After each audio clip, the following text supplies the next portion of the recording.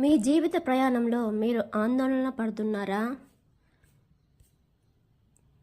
మీరు ఏ దారిలో నడవాలో స్పష్టంగా తెలియక అయోమయంలో ఉన్నారా? యోహాను 14:6లో మన ప్రభువైన యేసయ్య చెప్పాడు, నేనే మార్గము, సత్యము, జీవము, నన్ను బట్టి కాక మరెవరైనా తండ్రి ఎద్దుకు రాడు అని. మన ప్రయాణంలో ఒడిదుడుకులు, ఆటంకాలు ఎన్నో వస్తాయి. కానీ యేసయ్య మన కోసం ఒక చక్కని త్రోవను సిద్ధం చేశాడు.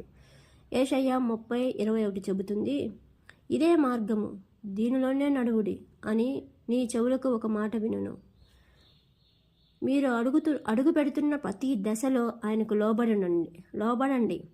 మీ నిర్ణయాల్లో ఆయన అడగండి. ఆయన చక్కటి త్రోవను చూపించడమే కాకుండా మీరు ఆ త్రోవలో నడవగలిగే శక్తిని కూడా ఇస్తాడు. గుర్తుంచుకోండి, మీరు గమ్యానికి చేరే దారి ఒక్కటే, అది యేసుక్రీస్తు.